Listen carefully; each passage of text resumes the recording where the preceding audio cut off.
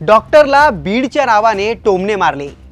ती जणू पाकिस्तानच्या लाहोरमधून आली की काय अशी जाणीव तिला बीडमधली असल्यामुळे दिली गेली।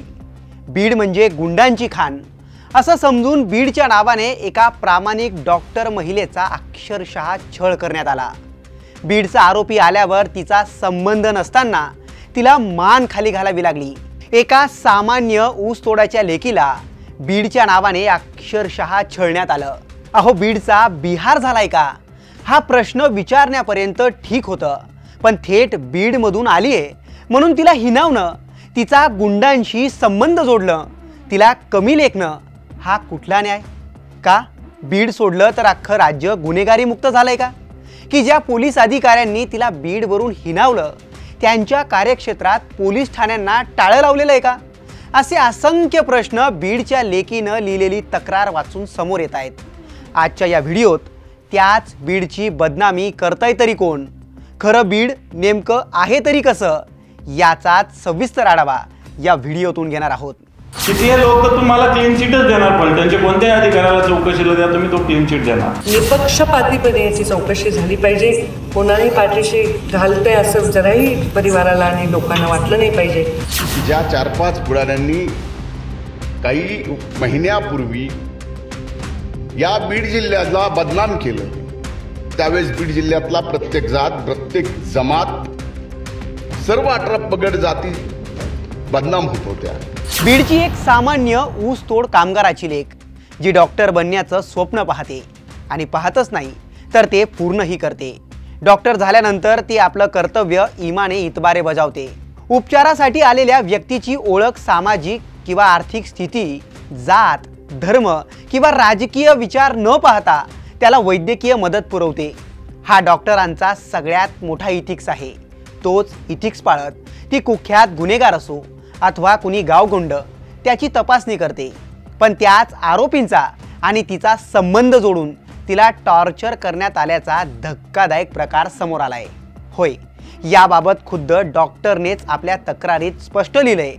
डॉक्टरने आपल्या 4 पानी तक्रारीत बीड बद्दल काय लिहिलंय तुम्हीच ऐका।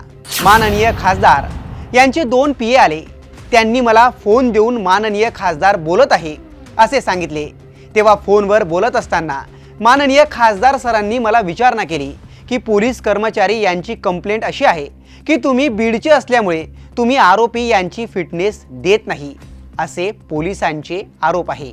आता हे झालं खासदारांचं, आता पोलीस अधिकाऱ्यांचं ऐका।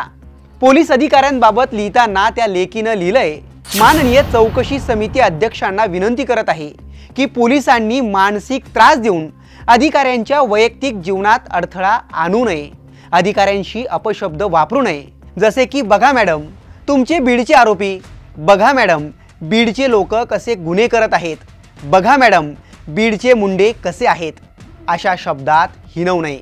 ही बाब माननीय पोलीस निरीक्षक यांच्या पत्राला अनुसरून खूपच गंभीर आहे। पोलीस प्रशासनच कायद्याचं उल्लंघन करून डॉक्टरांना नाहक त्रास देत आहेत, अशी बाब गंभीर असून त्यांना समज द्यावी अशी विनंती मी करत आहे। यावरून कारण नसताना त्या लेकीनं काय काय आणि किती सोसलंय हे आपल्या लक्षात येईल। मान्यच आहे, गेल्या काही दिवसांपासून बीडची माती रक्तानं माखली आहे। सरपंच संतोष देशमुखांच्या निर्गुण खुनाने ही बाब अख्ख्या महाराष्ट्रासमोर आली। माणुसकीला काळीमा फासणारे हैवान याच निमित्ताने अख्ख्या महाराष्ट्रानं पाहिले। सरपंचावर लघवी करणारा सुदर्शन घुले, त्यांच्या अर्धमेल्या शरीरावर उड्या मारणारे सुधीर सांगळे आणि प्रतीक घुले, त्यांचे नको त्या अवस्थेत फोटो काढून दात खिळी काढणारा कृष्णा आंधळे, अशा हैवानांना पाळणारा विष्णू चाटे आणि या सगळ्यांनाच आपल्या इशाऱ्यावर नाचवणारा आका वाल्मिक कराड, या लोकांनी बीडला बदनाम केलं। फक्त कराड गँगच काय तर गरीबाला मरेपर्यंत मार मारणारा खोक्याबाई, बूथ हायजॅक करत पोलिसांशी अरेरावी करणारा कैलास फड आणि त्याचा पोरगा, गुजरातमध्ये जाऊन सर्वसामान्यांना लुबाडणारा बीडचा बडतर्फ पोलीस उपनिरीक्षक रणजित कांबळे, गोट्या गीते, रघुनाथ फड, अक्षय आठवले, सनी आठवले, अशा कितीतरी लोकांनी बीडचं नाव बदनाम केलं। हे वास्तव आहे, पण हे वास्तव खरं असलं तरी इतकीच बीडची ओळख नाहीये। संतांच्या पदस्पर्शाने पावन झालेली ही माती आहे। भगवान बाबांच्या संस्कारांनी पवित्र आणि पावन झालेली ही माती आहे। खगोलशास्त्रज्ञ भास्कराचार्य, शून्याचा शोध लावणारे आर्यभट्ट, बीडला तपोभूमीचं प्रतीक बनवणारे ऋषी अगस्त्य, नवनाथ संप्रदाय महाराष्ट्राच्या मातीत रुजवणारे गहिनाथ महाराज, या लोकांच्या नावाने बीडची माती ओळखली जाते। बीडमधून फक्त गुन्हेगार येतात असं ज्यांना वाटतं त्यांना भारताच्या अंडर 19 क्रिकेट टीममध्ये धडाकेबाज कामगिरी करणारा सचिन धस माहिती नाहीये। त्यांना 3000 मीटर स्टीपलेसमध्ये पदक जिंकणारा बीडच्या मातीतून आलेला पहिला भारतीय नितीन कांबळेही माहीत नाहीये। राजकीय क्षेत्रातून येणारे सुंदरराव सोळंके, गोपीनाथ मुंडे आणि प्रमोद महाजन, माजी क्रिकेटर कोच आणि सध्याचे कमेंटेटर संजय बांगर माहिती नाहीयेत। जलसंवर्धनाचं काम करून 1 हेक्टर 1 तलाव ही मोहीम राबवणारे प्रवीण शिंदे, कोविड नंतर ग्रामीण भागात शिक्षण क्रांती घडवणारी अपर्णा देशमुख, ऊसतोड कामगारांच्या प्रश्नांना राष्ट्रीय पातळीवर मांडणाऱ्या मृदुला राजवाडे, अशी कितीतरी नावं घेता येतील। नवे तर गरिबीतून शिक्षण घेऊन स्वतःचं शिक्षण पूर्ण करणारी साताऱ्याच्या डॉक्टर महिलेचं नाव सुद्धा याच यादीत घेता येऊ शकतं। पण दुर्दैवानं तिला याच वैभवशाली बीडच्या नावानं टोमणे मारले गेलेत। गुलजार म्हणतातच ना, जमाना बुरा नाही, बस लोक बदल गए है। त्याचप्रमाणे बोटावर मोजता येणाऱ्या काही गुन्हेगारांमुळे अख्ख्या बीडला आरोपीच्या पिंजऱ्यात उभं करणं हे पापच आहे। आणि हेच पाप डॉक्टरने उल्लेख केलेला खासदार आणि पोलीस अधिकाऱ्यांनी जाणीवपूर्वक केलंय। हेच सत्य आहे। तुम्हाला याबाबत काय वाटतं? कमेंट करून नक्की कळवा।